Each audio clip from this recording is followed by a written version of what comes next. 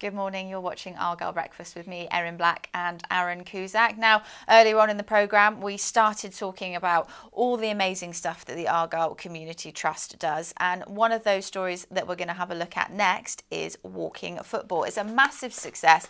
And in specific, we are talking about the Tackle Cancer walking football sessions, which have been done in conjunction with Classic Builders. I think it was just over a year ago, really, when I saw a digital flyer that had been produced on Facebook by the community team here. And a friend had sent it to me, actually, because it was a group that was particularly trying to target those that had been impacted by cancer. It was called the Tackling Cancer Walking Football Group. And in 2023, I had a diagnosis of cancer. I had 2 operations and then I had about a year's worth of treatment, and I just finished that and everything was good and under control, but I wanted to get back into doing something for myself again, really, and I knew my fitness wasn't very good, and I knew I'd been a bit isolated as well, really, so it seemed like the perfect opportunity to get started again, really, to get moving and to perhaps meet some new people. Yeah, I think everyone, really, right from the word go, because as soon as I responded to that flyer, Ben replied to me with a lovely email, and I explained what had happened for me personally, and he said, look, just come along and do as much or as little as you want. It's absolutely fine. You can just come and watch if you want, first time. Of course, I didn't, and I soon got involved, and Jamie and Greg have been brilliant. They organise us really well, which isn't easy because we too take the mickey quite a lot, especially out of Jamie's refereeing. And no, they're very good. They really put up with us and they organise us well. And yeah, I look forward to it every week. It's one of the highlights of the week for me now, to be honest. In that 14 months I've been coming, I think I've only missed 1 or 2 Fridays in all that time. So it's really important to me now, yeah. Yeah, it's great to be here for the walking football today for the EFL Week of Action. Yeah, to be fair, it's been great. I said everyone's been really welcoming coming in. Something that I've never done before. It's obviously completely different to what I was used to doing, but gives you a real thinking game. Great group of people doing it for the right causes, and it's been absolutely fantastic to come down and be involved. Yeah, obviously we know there's a lot of Argyle fans that come to these sessions. Me being the club ambassador is something I take really seriously, and it's fantastic that I get the opportunity to come down here and see the fans and being involved in stuff like this. Obviously, like we said, with it being the EFL Week of Action, it's a great initiative and it's great to come down here and be involved with everyone. Well, that looks absolutely brilliant. And we've got to give a big shout out to Classic Builders who fund those sessions. You saw him there on the screen, and I'm pleased to say we're now joined in the studio by Martin Huggins, who is an Argyle fan and on the other side of his cancer battle. How are you, Martin? Really good, thank you. Great. Yeah. Everything health-wise is under control and good, and I still get regular checks, which is important as well. But yeah, feeling positive, thanks. Great, well, I'm really glad to hear it. Thank you for taking the time to come in and talk about this, because I think, you know, as was testament to your interview on the video, how important it is to raise awareness. You saw it on a digital flyer, maybe somebody who's going through similar experiences will see it here today and get involved. How much of a difference has it made to you? Oh, in lots of areas, really. I mean, I mentioned there about my physical fitness, because, you know, sort of going through treatment, it's a little bit all-consuming, really, and you don't get the opportunity to perhaps think about yourself and look after yourself as much as you'd like to, really.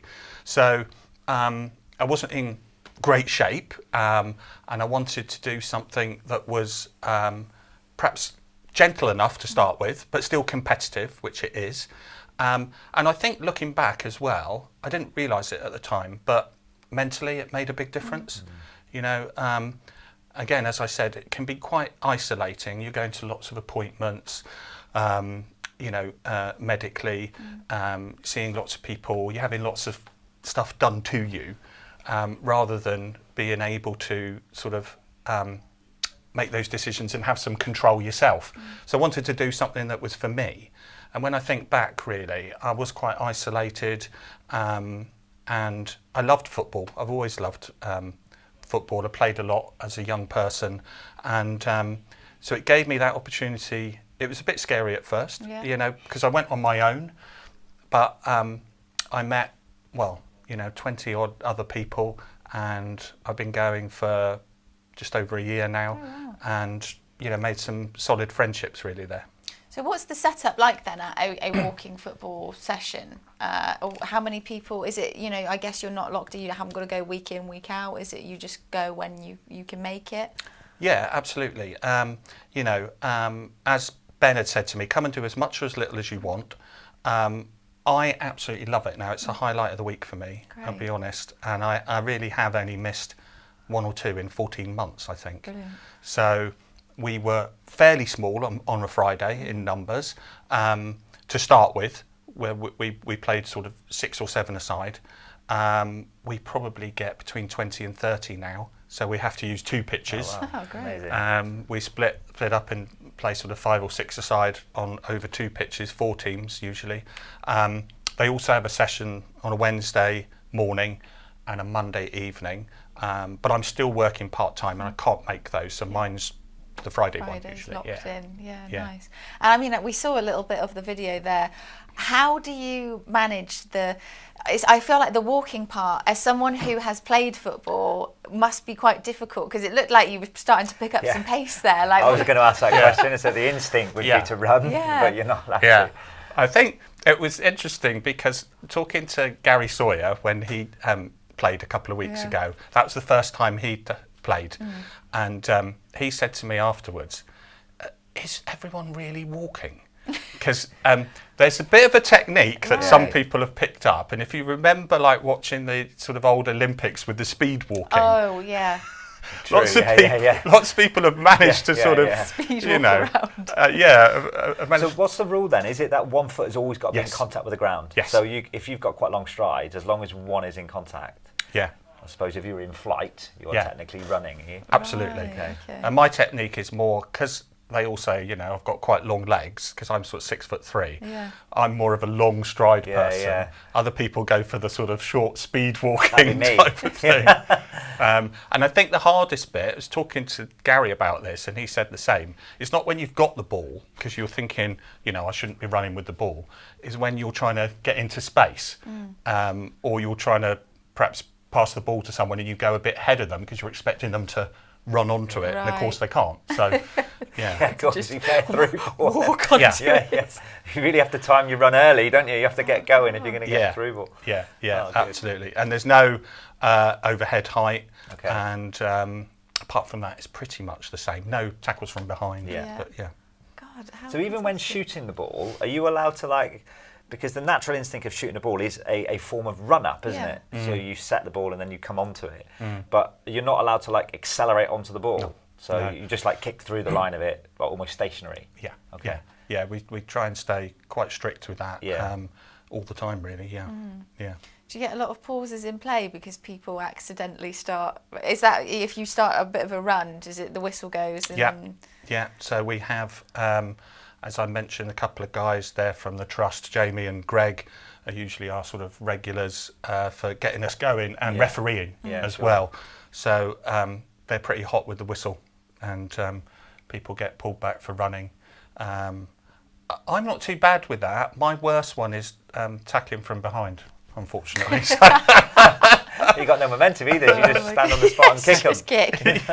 Oh my goodness. Before we get on to your experiences with Argyle as an Argyle fan, I just want to touch on the experiences you've learned and shared from with people that you do the walking football with, because of course, you know, in this specific instance, it's the tackling cancer element of it. I don't know if you mind touching a little bit on your experience and then how you found other people's experiences and talking to them about what they've been through, because I imagine there's all a variety of different extremes of people's, you know, experience with cancer.